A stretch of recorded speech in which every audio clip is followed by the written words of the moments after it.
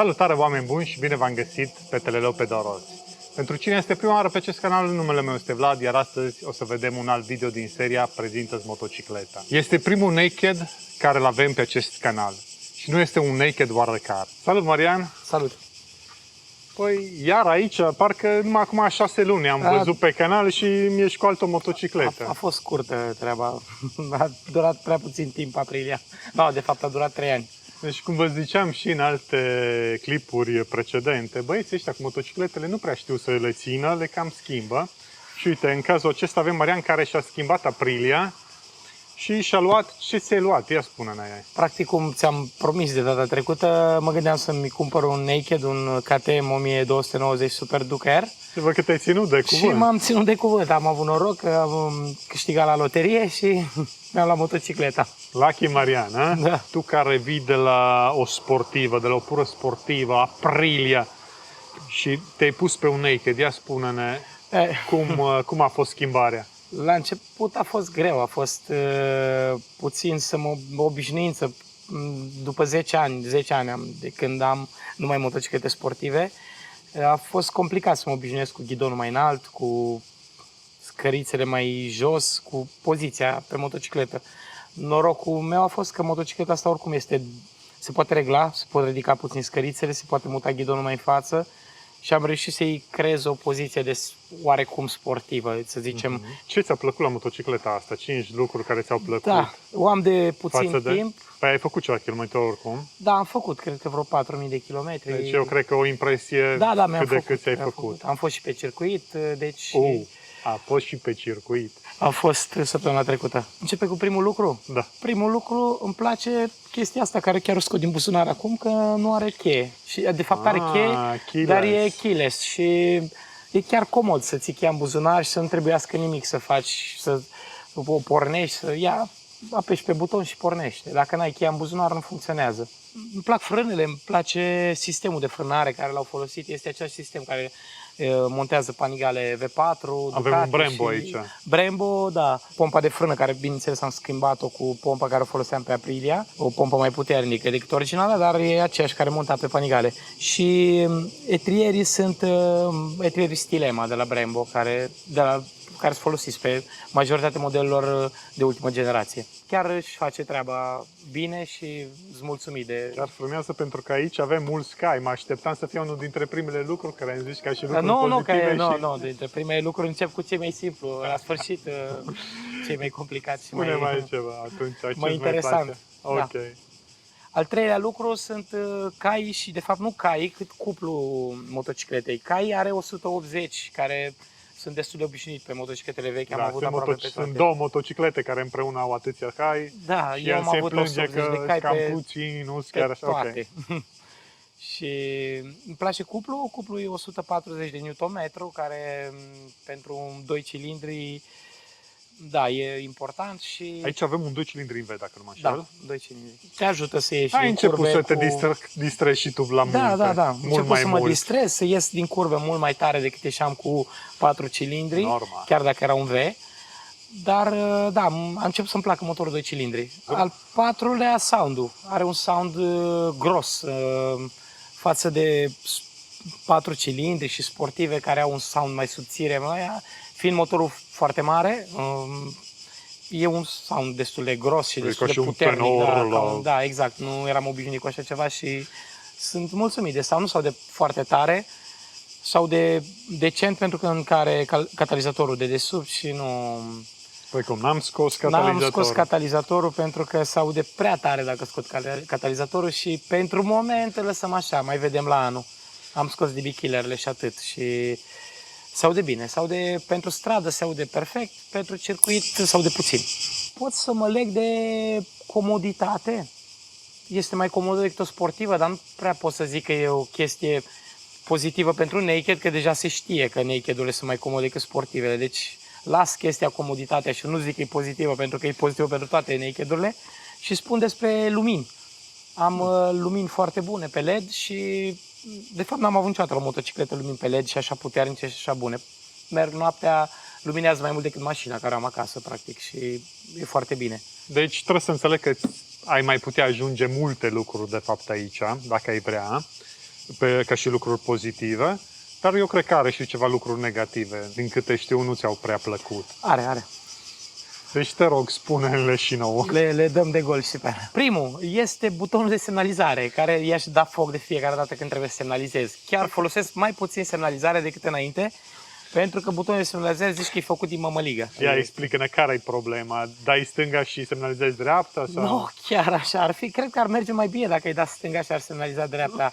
Dai stânga sau dreapta, nu-ți dai seama că a plecat semnalizarea, trebuie să te uiți în bord pentru că nu simți clicul la buton. Și când vrei să oprești, nu reușești să oprești pentru că butonul e făcut din mămăligă, cum spuneam, și se mișcă în toate direcțiile și în loc să oprești ori dai dreapta, ori nu oprești. Pur și simplu deci, e făcut din... Deci trebuie să înțeleg mai bine, nu Mai bine nu semnalizezi. Okay. Deci eu semnalizez doar dacă este chiar deci important. pentru cei care nu vreau să semnalizeze, recomandăm SuperDuc-ul. Cine are BMW poate să-și ia SuperDuc. La asta m-am gândit, dar n-am vrut să fiu așa. Eu am avut BMW-uri, deci pot să mă obișnuiesc să nu semnalizez. Ok. Cred că m-a deranjat și o să mă deranjeze și pe viitor este că motocicleta KTM este recunoscută ca și o motocicletă cu probleme electronice în general.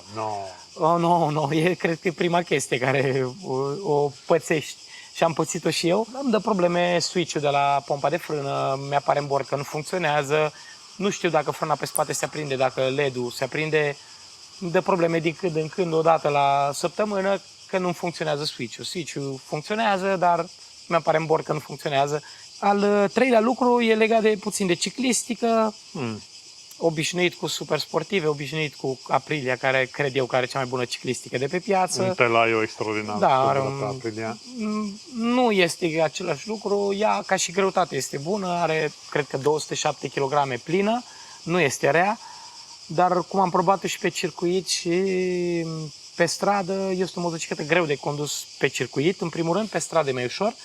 A trebuit să o ridic un pic de spate, am ridicat-o de 2 cm cu un link cumpărat în America, pentru că nu prea închide curbele și acum am ajutat-o un pic să închidă curbele mai bine, dar nu suntem la nivelul la o super sportivă cu care să mergi pe circuit. Păi asta probabil nu o să fim niciodată nu la o să fim niciodată la același nivel. E un compromis întotdeauna, știi, până la urmă. Cutia de viteze, n-am mai condus o motocicletă cu cutie de viteze mai, nu zic proastă, dar mai de tractor decât asta.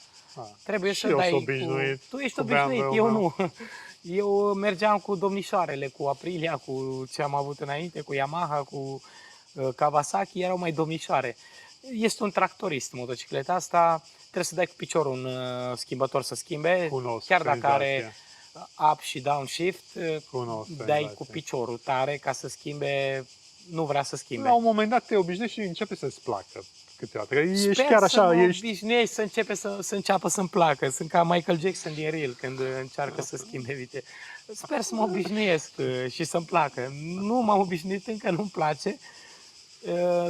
Trag de ea tare pe circuit, nu intrau nici vitezele în frânare, trebuia să frânez mai mult pentru că dacă turația la motor era prea mare, nu-mi intrau vitezele în jos și am făcut câteva lunguri din cauza la chestia asta. Pentru că testat pietrișul? Pietrișul nu, dar m-am oprit curat lângă pietriș de mai multe ori.